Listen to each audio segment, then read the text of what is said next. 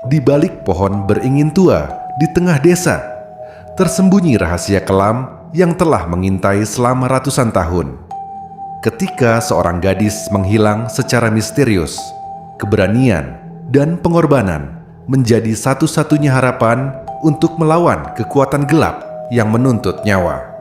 Tapi, apakah semua benar-benar berakhir? Misteri di tengah desa. Desa Karangjati terkenal dengan keindahan alamnya yang asri, sawah yang menghijau, dan udara yang segar.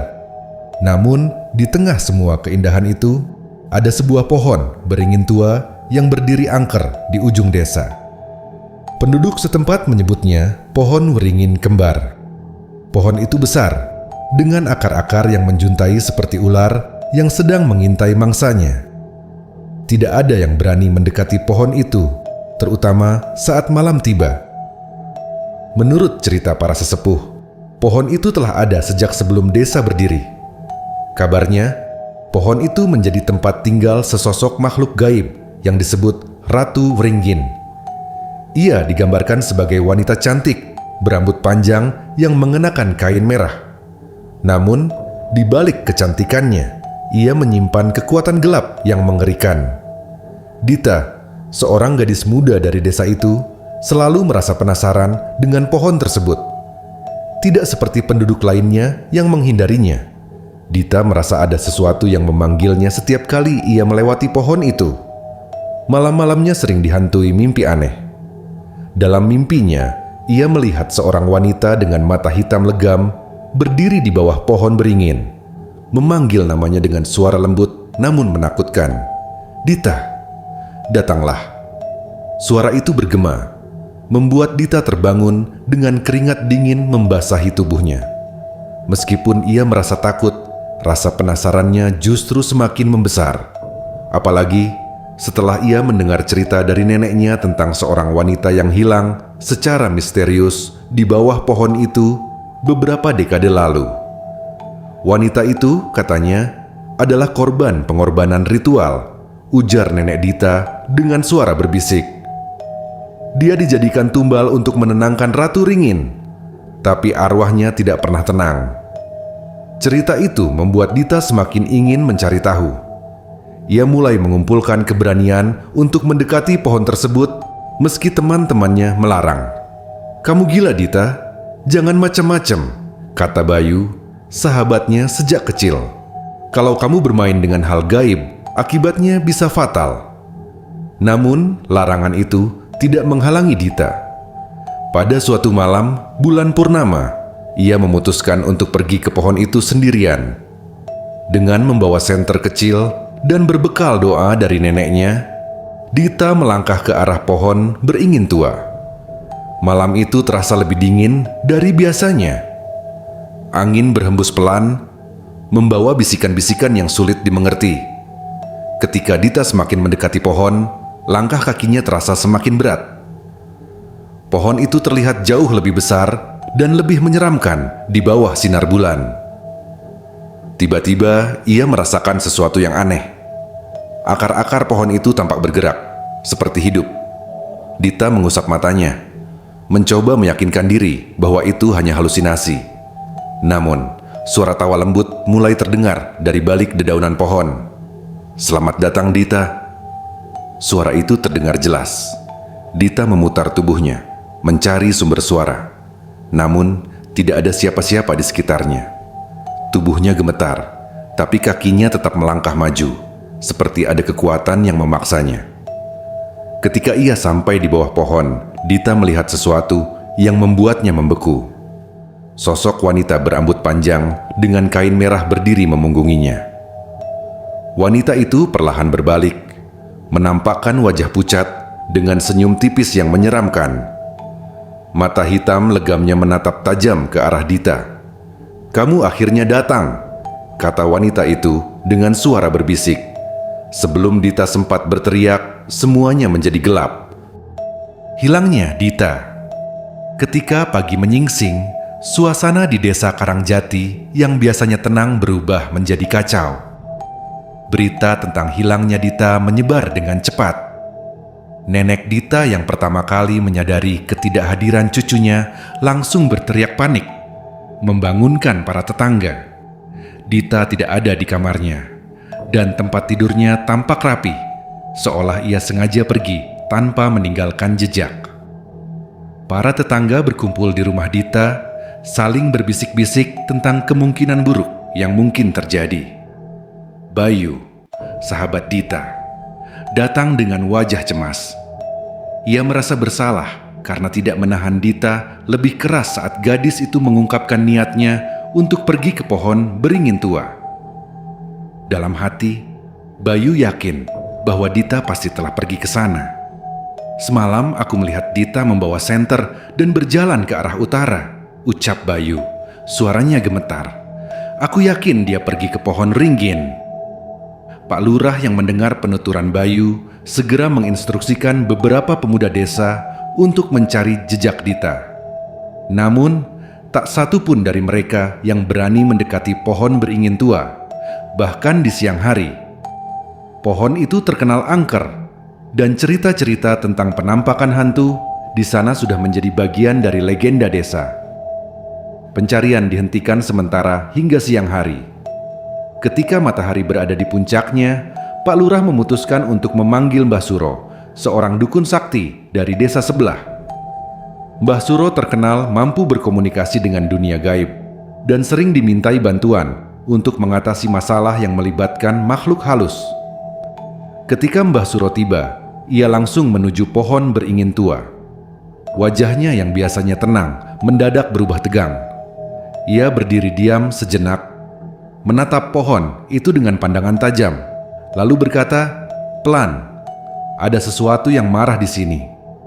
Penduduk desa yang ikut mengawasi dari kejauhan merasa semakin cemas. Beberapa di antaranya mulai berdoa, berharap agar Dita ditemukan dengan selamat. Namun Mbah Suro memberikan peringatan yang membuat suasana semakin mencekam. Ratu Ringgin tidak suka diganggu, katanya. Dan sekarang dia telah mengambil sesuatu sebagai bentuk peringatan. Pak Lurah memberanikan diri mendekat. "Apa yang harus kita lakukan, Mbah?" "Dita harus ditemukan," ujarnya dengan nada memohon. Mbah Suro mengangguk pelan. "Aku akan mencoba berbicara dengannya. Tapi kalian harus tahu, ini tidak akan mudah. Jika Ratu Ringin marah, maka dia tidak akan melepaskan apa yang sudah dia ambil tanpa pengorbanan." Mbah Suro mulai melakukan ritual di bawah pohon. Ia menyalakan kemenyan, membakar dupa, dan melantunkan mantra dalam bahasa kuno yang tidak dimengerti oleh siapapun. Angin tiba-tiba berhembus kencang, meski sebelumnya udara terasa tenang. Daun-daun pohon beringin berdesir, menciptakan suara gemerisik yang menyerupai bisikan. Tiba-tiba, sebuah suara lembut namun menyeramkan terdengar dari arah pohon. "Dia sudah milikku. Jangan ada yang mencoba mengambilnya kembali." Semua orang yang mendengar suara itu merasa bulu kuduk mereka meremang. Beberapa warga mundur, takut menjadi korban berikutnya. Namun, Mbah Suro tetap berdiri tegak. Ia menatap pohon itu dengan tegas, lalu berkata, "Kami tidak berniat mengganggu. Kami hanya ingin mengambil kembali yang bukan milikmu." Suasana menjadi hening sesaat. Kemudian, suara tawa pelan terdengar, menggetarkan hati siapa saja yang mendengarnya. "Kalau begitu, bawa aku tumbal baru," jawab suara itu dingin. Mbah Suro menarik napas dalam-dalam, lalu berbalik menghadap Pak Lurah. "Dia meminta tumbal," ujarnya dengan nada serius. "Jika tidak, Dita tidak akan pernah kembali." Penduduk desa mulai panik. Mereka saling berbisik, mencoba mencari cara untuk menyelesaikan masalah ini tanpa harus menyerahkan seseorang sebagai tumbal. Namun, waktu terus berjalan dan tidak ada tanda-tanda keberadaan Dita. Bayu, yang sejak tadi berdiri di dekat nenek Dita, akhirnya memberanikan diri untuk angkat bicara. "Ada cara lain kan, Mbah? Kita tidak bisa menyerahkan nyawa seseorang untuk menyelamatkan Dita. Mbah Suro menggeleng pelan. Makhluk seperti dia tidak mengenal belas kasihan. Jika tidak ada tumbal, maka arwah Dita akan menjadi penghuni pohon ini selamanya. Ucapan itu membuat nenek Dita menangis terseduh-seduh. Ia tidak bisa menerima kenyataan bahwa cucunya mungkin tidak akan pernah kembali. Namun, di tengah tangisannya, ia tiba-tiba berkata, "Kalau begitu, aku saja yang menjadi tumbalnya. Biarkan Dita hidup." Semua orang terdiam. Bayu menggenggam tangan nenek Dita, mencoba mencegahnya. "Tidak, Nek. Ini bukan jalan keluarnya. Kita pasti bisa menemukan cara lain." Namun, sebelum ada yang sempat berkata lebih banyak, Mbah Suro menambahkan, "Ada satu cara lain, tapi risikonya besar. Kita harus melawan kekuatan Ratu Wringin dengan kekuatan yang setara. Aku membutuhkan waktu untuk mempersiapkan ritualnya, dan selama itu, tidak ada seorang pun yang boleh mendekati pohon ini." Pak Lurah setuju dengan usul itu. "Kami akan membantumu, Embah. Apapun yang kau butuhkan, kami akan sediakan." Dengan tekad yang kuat, penduduk desa mulai bersiap untuk melawan kekuatan yang selama ini menghantui mereka. Namun, di dalam hati mereka, semua orang tahu bahwa perjuangan ini tidak akan mudah. Ratu Wringin adalah makhluk yang telah berkuasa selama ratusan tahun, dan melawannya berarti mempertaruhkan segalanya. Persiapan untuk melawan Ratu Wringin dimulai dengan penuh kewaspadaan. Mbah Suro meminta penduduk desa mengumpulkan beberapa barang yang dianggapnya penting untuk ritual. Daun sirih, minyak kelapa murni, segenggam tanah dari makam leluhur desa, dan kain putih yang belum pernah dipakai. Barang-barang itu dianggap memiliki energi yang bisa melindungi manusia dari kekuatan gaib. "Kalian harus ingat," ujar Mbah Suro, "ritual ini bukan hanya soal kekuatan, tapi juga keberanian dan keyakinan. Jika hati kalian dipenuhi rasa takut, Ratu Wringin akan semakin kuat." Penduduk desa mendengarkan dengan saksama, meskipun rasa gentar masih jelas terlihat di wajah mereka. Sementara itu, Bayu tetap berusaha mencari cara untuk membantu Dita. Ia merasa ada sesuatu yang belum diungkapkan sepenuhnya oleh Mbah Suro. Malam itu, di bawah sinar bulan purnama, ritual dimulai. Di sekitar pohon beringin, Mbah Suro menyiapkan lingkaran perlindungan dengan menggunakan kapur dan menaburkan garam di sekitarnya. Ia meminta beberapa orang dewasa untuk menjaga batas lingkaran itu, agar tidak terganggu oleh siapapun, termasuk makhluk gaib. Ketika semuanya siap, Mbah Suro mulai melantunkan doa dan mantra. Suaranya bergema di tengah malam, menciptakan suasana yang semakin mencekam. Angin tiba-tiba berhembus kencang, membuat api obor yang digunakan untuk penerangan bergetar hebat. Pohon beringin itu tampak lebih gelap dari biasanya, seolah menyerap cahaya di sekitarnya. Saat ritual berlangsung, Bayu yang berada di luar lingkaran perlindungan merasa ada sesuatu yang aneh. Ia mendengar bisikan lembut di telinganya, meskipun tidak ada siapapun di dekatnya. "Kamu ingin menyelamatkannya, bukan?" Bayu tertegun. Ia mencoba mengabaikan suara itu, tapi bisikan itu semakin keras. "Ikuti aku, dan aku akan memberitahumu caranya." Seolah dalam keadaan setengah sadar, Bayu melangkah menjauh dari lingkaran perlindungan. Ia berjalan menuju sisi gelap pohon beringin, di mana akar-akar besar menggeliat seperti ular. Tanpa ia sadari, seseorang memperhatikannya dari jauh.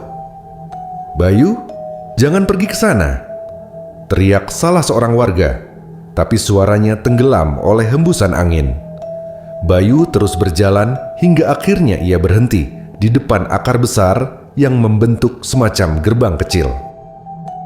Dari dalam gerbang itu, muncul sosok wanita berambut panjang yang ia kenali dari cerita-cerita nenek Dita. Ratu Wringin berdiri di sana, dengan senyum mengerikan di wajahnya. "Kamu ingin Dita kembali? Aku bisa mengembalikannya," kata Ratu Wringin. Suaranya lembut namun mengancam. Tapi kamu harus memberikan sesuatu sebagai gantinya." Bayu gemetar, tapi ia memberanikan diri bertanya, "Apa yang kau inginkan?" Ratu Wringin tersenyum lebih lebar. "Aku ingin hatimu," ujarnya dingin. "Serahkan nyawamu dan Dita akan bebas." Bayu terdiam. Ia tahu ini adalah jebakan, tapi pikiran tentang Dita yang mungkin sedang menderita membuatnya ragu. Sebelum ia sempat menjawab, suara Mbah Suro menggema dari arah lingkaran perlindungan. "Bayu, kembali sekarang juga?" Teriakan itu membangunkan Bayu dari hipnosisnya. Ia berlari secepat mungkin ke arah lingkaran perlindungan, sementara Ratu Wringin tertawa nyaring di belakangnya. Tawa itu terdengar seperti ribuan suara yang berbaur menjadi satu, membuat siapapun yang mendengarnya merinding. Ketika Bayu berhasil kembali ke lingkaran, Mbah Suro menatapnya dengan tajam. "Kamu hampir menjadi korban berikutnya," ujar Mbah Suro. "Jangan pernah melangkah keluar dari perlindungan ini lagi, apapun yang terjadi." Bayu mengangguk meskipun hatinya masih diliputi rasa bersalah. Ia menyadari bahwa ia hampir saja menyerahkan nyawanya demi menyelamatkan Dita. Namun, di saat yang sama, ia juga merasa bahwa ada cara lain untuk melawan Ratu Wringin tanpa harus menyerahkan tumbal. Mbah Suro melanjutkan ritualnya dengan intensitas yang semakin tinggi. Ia membakar kemenyan sambil membaca mantra yang lebih panjang. Tiba-tiba, langit yang sebelumnya cerah berubah menjadi gelap. Awan tebal menutupi bulan, dan angin bertiup lebih kencang. Dari dalam pohon beringin, terdengar suara jeritan yang menyayat hati. Semua orang yang mendengar jeritan itu merasa seolah-olah jiwa mereka ditarik keluar dari tubuh mereka. Mbah Suro menghentikan mantranya sejenak dan berkata dengan suara keras. Dia mulai menunjukkan dirinya. "Tetaplah di tempat kalian, apapun yang terjadi." Sesaat kemudian, sosok Ratu Wringin muncul di atas pohon. Ia melayang dengan kain merah yang berkibar-kibar di udara. Matanya yang hitam legam menatap tajam ke arah Mbah Suro. "Kalian tidak akan pernah bisa mengalahkanku," katanya. "Aku adalah bagian dari pohon ini. Selama pohon ini berdiri, aku akan tetap berkuasa." Mbah Suro tidak gentar. Ia mengangkat tangannya yang memegang keris pusaka. "Kekuatan gelapmu tidak lebih besar dari kehendak Tuhan. Kami akan mengusirmu dari desa ini. Meskipun itu berarti kami harus menebang pohon ini." Ucapan itu membuat Ratu Wringin tertawa. "Cobalah, manusia lemah. Tapi ingat, jika kalian gagal, aku akan mengambil lebih banyak nyawa." Ritual itu berlanjut dengan ketegangan yang semakin memuncak. Penduduk desa hanya bisa berdoa dalam hati, berharap usaha Mbah Suro berhasil sebelum semuanya terlambat. Pohon yang menyimpan rahasia. Malam semakin larut, dan suasana di sekitar pohon beringin tua semakin mencekam. Suara-suara aneh seperti rintihan dan bisikan terus terdengar, membuat penduduk desa yang menyaksikan ritual itu semakin takut. Beberapa di antaranya memilih mundur dan mengawasi dari kejauhan, sementara yang lain tetap tinggal di dekat Mbah Suro. Meski hati mereka penuh dengan kecemasan. "Pohon ini menyimpan sesuatu," ujar Mbah Suro setelah jeda panjang dalam ritualnya. Ia menatap ke arah akar-akar pohon yang melilit tanah, seolah menutupi sesuatu yang tersembunyi. Bukan hanya Ratu Wringin yang bersemayam di sini. Ada sesuatu yang jauh lebih tua dan lebih kuat. Kata-kata itu membuat semua orang terdiam. Pohon beringin tua itu memang telah ada sejak zaman nenek moyang mereka. Tidak ada yang tahu pasti kapan pohon itu ditanam, atau bagaimana ia bisa tumbuh sebesar dan seangker itu. Yang mereka tahu hanyalah cerita-cerita tentang penampakan dan kejadian aneh yang terjadi di sekitarnya. Bayu yang masih merasa bersalah atas tindakannya sebelumnya memberanikan diri untuk mendekati Mbah Suro. "Apa maksud Mbah? apa yang sebenarnya tersembunyi di bawah pohon ini? Tanyanya. Mbah Suro menatap Bayu dengan pandangan serius. Pohon ini adalah tempat peristirahatan terakhir seorang raja kuno yang pernah memerintah wilayah ini. Ia dikuburkan di sini bersama pusakanya. Energi dari pusaka itulah yang menarik makhluk seperti Ratu Wringgin untuk bersemayam di sini. Bayu terkejut mendengar penjelasan itu. Jadi, pohon ini bukan sekadar pohon tua? Mbah Suro mengangguk. Benar, pohon ini adalah penjaga dari sesuatu yang tidak boleh disentuh oleh manusia biasa. Tapi sekarang, energi dari pusaka itu telah disalahgunakan oleh Ratu Wringgin untuk memperkuat dirinya. Pak Lurah yang mendengarkan pembicaraan itu segera mendekat. Jika begitu, apa yang harus kita lakukan? Apakah kita harus menggali di bawah pohon ini? Mbah Suro menggeleng. Tidak semudah itu. Menggali tanpa izin akan membawa malapetaka yang lebih besar. Kita harus meminta izin dari arwah yang bersemayam di sini sebelum kita menyentuh pohon ini.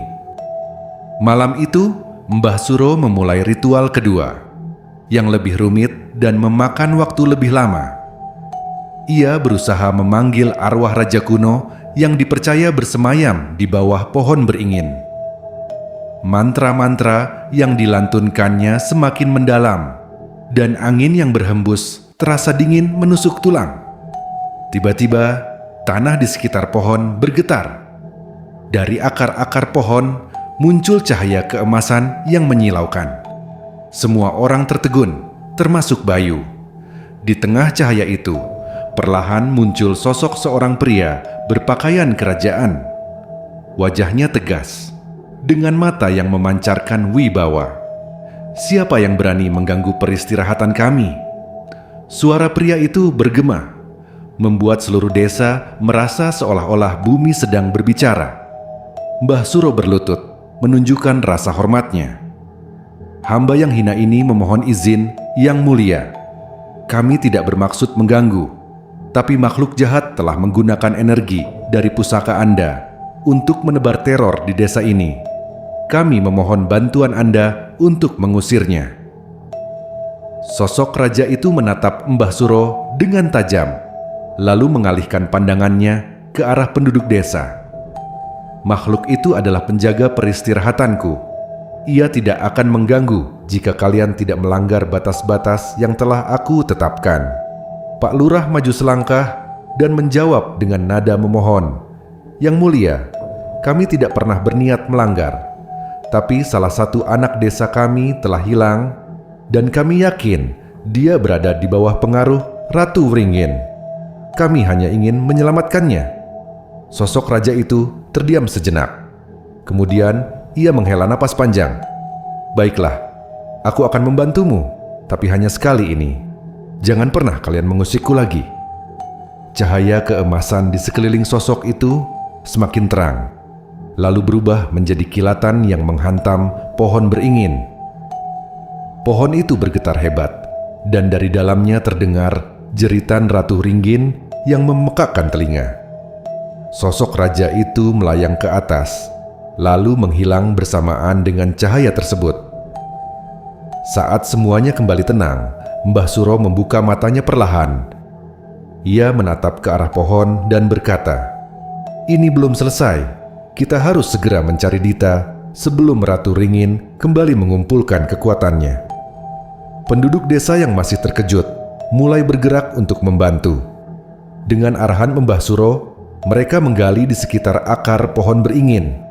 Tidak butuh waktu lama sebelum salah satu warga berteriak, "Aku menemukannya." Dita ditemukan dalam keadaan tidak sadarkan diri di dalam lubang yang tersembunyi di bawah akar pohon. Tubuhnya dingin, tapi ia masih bernapas. Semua orang bersorak lega, tapi kebahagiaan itu hanya bertahan sesaat. "Cepat bawa dia ke lingkaran perlindungan," perintah Mbah Suro. "Kita harus menyegelnya sebelum Ratu Wringgin kembali." Bayu menggendong Dita dengan hati-hati, sementara penduduk lain membantu menutup kembali lubang itu. Namun, di dalam hatinya, Bayu merasa bahwa perjuangan mereka belum benar-benar berakhir. Kembali ke kehidupan, Dita dibawa ke rumah Mbah Suro, tempat yang dianggap paling aman untuk memulihkan kondisi fisiknya. Tubuhnya masih lemah, wajahnya pucat, dan ia belum sepenuhnya sadar. Penduduk desa berkumpul di sekitar rumah itu, menunggu kabar baik sambil memanjatkan doa. Bayu duduk di samping Dita, menggenggam tangannya dengan erat. "Dita, bangunlah," bisiknya dengan suara parau. Matanya dipenuhi rasa cemas, tapi juga harapan. Mbah Suro, yang tengah menyiapkan ramuan dari dedaunan dan akar, menatap Bayu. "Kau harus bersabar, nak. Jiwa Dita telah berada di ambang kehampaan. Membawanya kembali ke dunia ini tidak akan mudah." Bayu mengangguk meskipun hatinya masih gelisah. Ia tidak bisa melupakan sosok Ratu Ringin yang begitu menyeramkan. Ia merasa seolah-olah makhluk itu belum menyerah sepenuhnya. Di tengah keheningan malam, Dita tiba-tiba menggerakkan jari-jarinya. Bayu terperanjat dan segera memanggil Mbah Suro. "Mbah, dia bergerak." Mbah Suro segera mendekat dan memeriksa nadi Dita. Wajahnya sedikit melunak. Dia mulai kembali, tapi ini baru permulaan. Kita harus memastikan bahwa Ratu Ringin tidak lagi memiliki kendali atasnya. Tepat saat Mbah Suro berkata demikian, suasana di sekitar rumah berubah. Angin dingin tiba-tiba bertiup kencang, membuat pintu dan jendela berderak. Suara tawa yang familiar bergema di udara, membuat bulu kuduk semua orang meremang. "Kalian pikir bisa mengambil milikku begitu saja?" Suara Ratu Ringin terdengar jelas, meskipun tidak ada sosoknya yang terlihat. "Mbah." Suro berdiri dengan tegas di depan pintu. Ia mengambil segenggam garam dan menaburkannya di ambang pintu, sambil melantunkan doa. "Kau tidak memiliki tempat di sini, makhluk kegelapan. Pergilah, atau kau akan dimusnahkan." Tawa itu berhenti, digantikan oleh suara geraman rendah yang membuat lantai rumah terasa bergetar. "Kalian manusia memang berani, tapi aku tidak akan menyerah semudah itu." Tiba-tiba, tubuh Dita melayang beberapa inci di atas tempat tidur. Matanya terbuka, tapi yang terlihat hanyalah putihnya. Ia berbicara dengan suara yang bukan miliknya, melainkan suara Ratu Ringin. "Jika kalian ingin dia kembali, bawalah aku pengganti."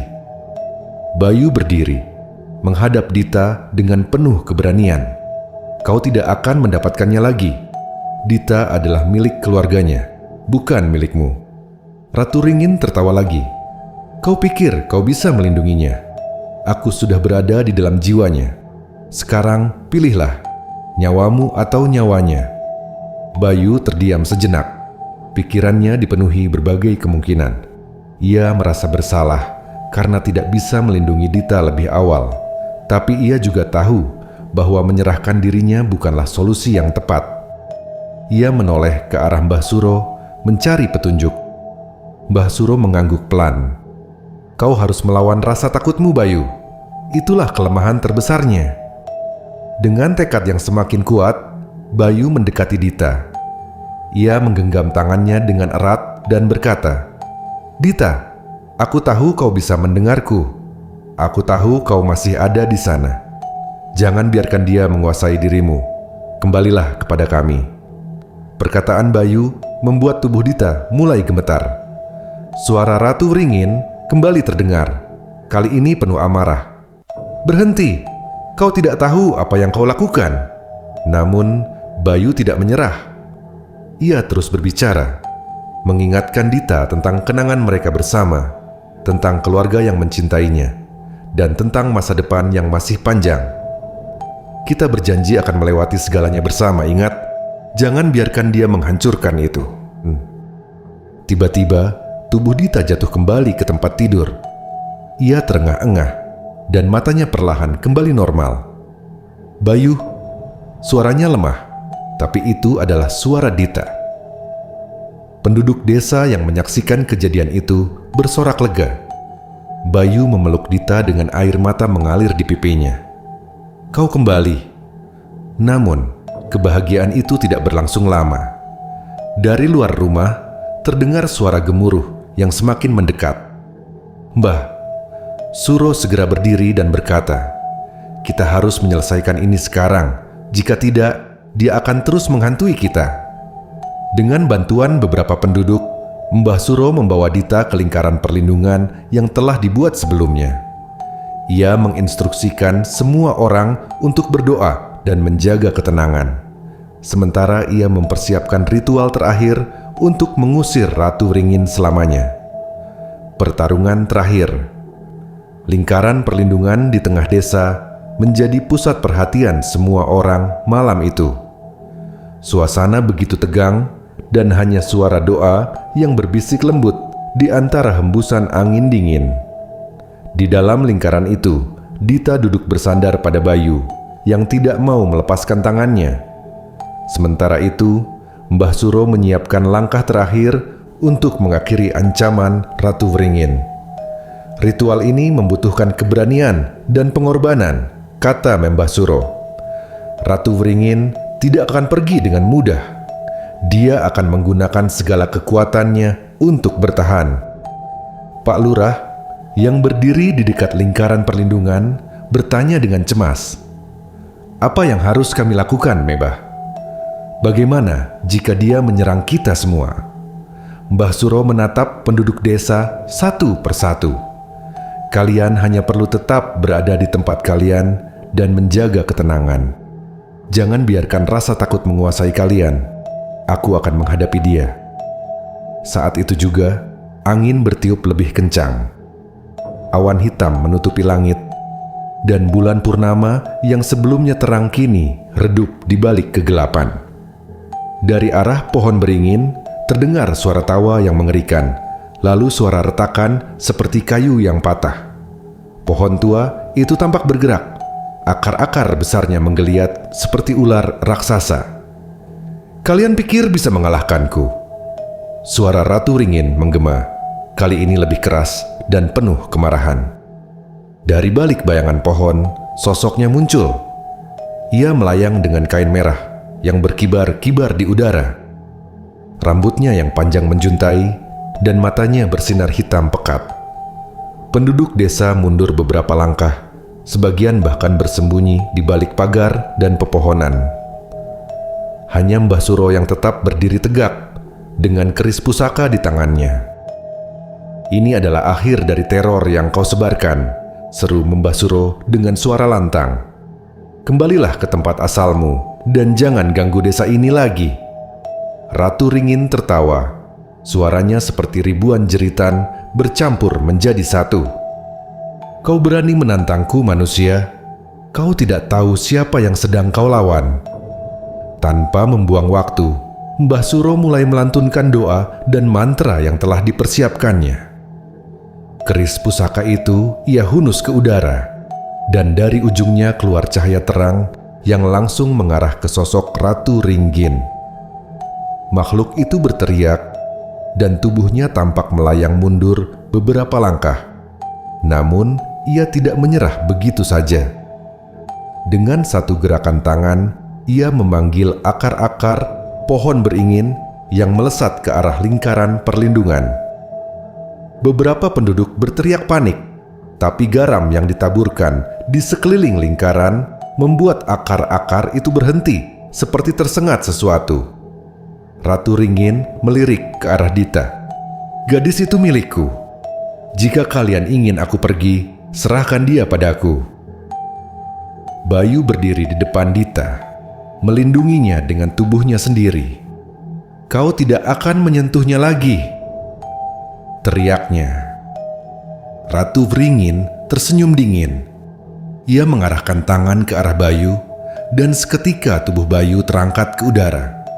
Ia tercekik oleh kekuatan tak terlihat, membuat semua orang yang melihatnya panik.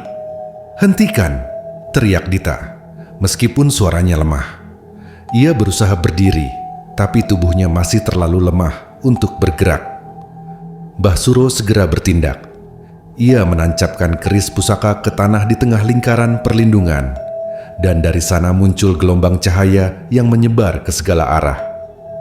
Cahaya itu membuat Ratu Ringin terlempar ke belakang, sementara Bayu jatuh ke tanah dengan napas terengah-engah. "Kau sudah melewati batas, Ratu Ringin," seru Mbah Suro. "Sekarang kau akan dihancurkan." Dengan sisa kekuatannya, Mbah Suro mengangkat kedua tangannya dan melanjutkan mantranya. Pohon beringin yang menjadi sumber kekuatan Ratu Ringin mulai bergetar hebat. Dan dari dalamnya terdengar suara jeritan yang menyayat hati. Ratu Wringin berusaha melawan, tapi cahayanya semakin redup. "Tidak, ini belum berakhir.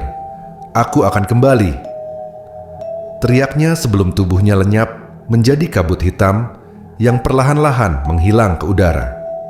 Ketika semuanya selesai, pohon beringin tua itu berdiri dengan tenang, seolah tidak pernah terjadi apa-apa. Suasana di sekitar desa kembali hening dan angin dingin berhenti bertiup. Mbah Suro terhuyung dan beberapa penduduk segera membantunya berdiri.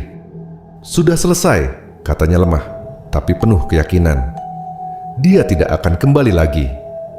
Bayu memeluk Dita dengan penuh kelegaan. "Kita berhasil," bisiknya. Namun, jauh di dalam hatinya, Bayu masih merasakan kegelisahan.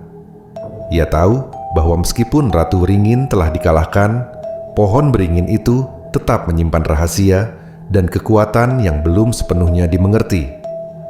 Penduduk desa mulai membersihkan area sekitar pohon dan memastikan bahwa lingkaran perlindungan tetap utuh.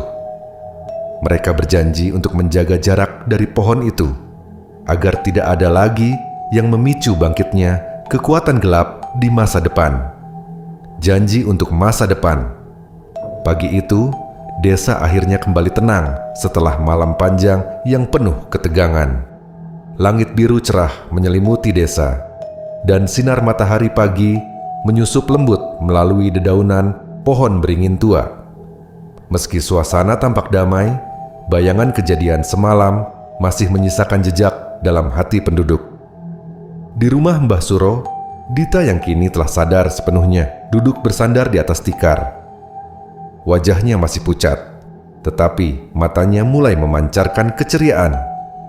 Di sampingnya, Bayu tak henti-hentinya memperhatikan dengan penuh perhatian, memastikan Dita merasa nyaman. "Bagaimana rasanya sekarang, Nak?" tanya Mbah Suro sambil menyerahkan segelas air ramuan kepada Dita. Dita mengangguk pelan.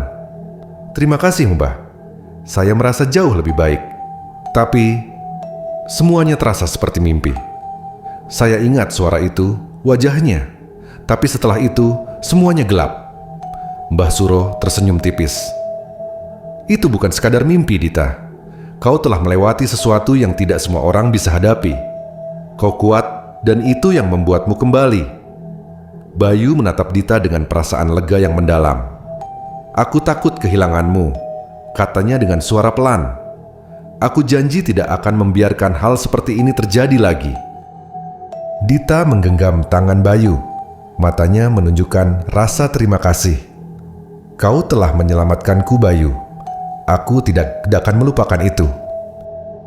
Pak Lurah dan beberapa penduduk desa datang ke rumah Mbah Suro untuk mengucapkan terima kasih. Mereka membawa makanan dan beberapa barang sebagai ungkapan syukur atas bantuan Mbah Suro yang telah menyelamatkan desa mereka dari ancaman Ratu Wringin. "Mbah, atas nama semua penduduk desa, kami berterima kasih," kata Pak Lurah dengan nada tulus. "Tanpa Mbah, kami tidak tahu apa yang akan terjadi." Mbah Suro mengangguk pelan. "Kalian harus ingat, semua ini adalah hasil dari doa dan keberanian kalian sendiri. Aku hanya menjadi perantara. Yang lebih penting adalah bagaimana kita menjaga desa ini ke depannya." Pak Lurah mengangguk setuju. "Kami akan menjaga jarak dari pohon itu, seperti yang Mbah sarankan. Kami akan memastikan tidak ada yang mengganggunya lagi." Namun, Mbah Suro menambahkan dengan nada serius, "Menjaga jarak saja tidak cukup. Pohon itu adalah simbol keseimbangan. Jika kalian mengabaikannya, energi di desa ini bisa kembali terganggu. Berdoalah untuk kedamaian di sekitar pohon itu dan pastikan kalian selalu hidup dalam harmoni. Penduduk desa mengangguk dengan penuh penghormatan. Mereka menyadari bahwa pohon beringin tua itu bukan hanya sekadar pohon, tetapi juga penjaga dari sesuatu yang jauh lebih besar dari yang mereka pahami. Beberapa hari kemudian, kehidupan di desa mulai kembali normal. Anak-anak kembali bermain di halaman, dan para petani kembali ke sawah. Namun, pohon beringin itu kini menjadi tempat yang dijaga dengan penuh penghormatan. Penduduk desa membangun pagar sederhana di sekitarnya, dan setiap malam mereka menyalakan lampu minyak sebagai tanda penghormatan. Dita, yang kini pulih sepenuhnya, mulai menjalani hari-harinya dengan lebih ceria. Namun, pengalaman yang ia alami meninggalkan bekas yang tak akan pernah ia lupakan. Ia menjadi lebih peka terhadap hal-hal di sekitarnya dan lebih menghargai setiap momen bersama orang-orang yang ia cintai. Bayu, di sisi lain, merasa bahwa kejadian itu adalah panggilan baginya untuk berubah. Ia mulai membantu penduduk desa dalam berbagai kegiatan, berusaha menebus kesalahannya karena memicu amarah Ratu Ringin. Ia juga lebih sering mendampingi Dita, memastikan bahwa gadis itu tidak lagi merasa takut atau terancam. Pada suatu malam, Bayu dan Dita duduk di dekat pagar yang mengelilingi pohon beringin. Mereka menatap pohon itu dalam diam, merasakan angin malam yang sejuk. "Bayu," kata Dita perlahan, "kau pikir kita benar-benar aman sekarang?" Bayu mengangguk. "Aku percaya kita aman, selama kita menjaga keseimbangan. Pohon itu bukan musuh kita. Dia hanya menjaga apa yang seharusnya tetap terlindungi." Dita tersenyum tipis. "Aku juga merasa begitu. Tapi aku tidak akan pernah melupakan malam itu." Bayu memegang tangan Dita dengan lembut. "Malam itu membuat kita lebih kuat. Kita belajar untuk menghadapi ketakutan kita bersama. Dan aku akan selalu ada di sini untukmu." Malam itu, di bawah sinar rembulan yang kembali bersinar terang, pohon beringin tua itu berdiri dengan megah, menjadi saksi bisu dari perjalanan panjang yang penuh dengan keberanian, pengorbanan, dan harapan. Penduduk desa kini tahu bahwa legenda itu lebih dari sekadar cerita. Itu adalah pengingat bagi mereka untuk hidup dengan rasa hormat terhadap alam dan keseimbangan. Dan meskipun Ratu Beringin telah pergi, mereka tidak akan pernah melupakan pelajaran berharga yang ditinggalkannya.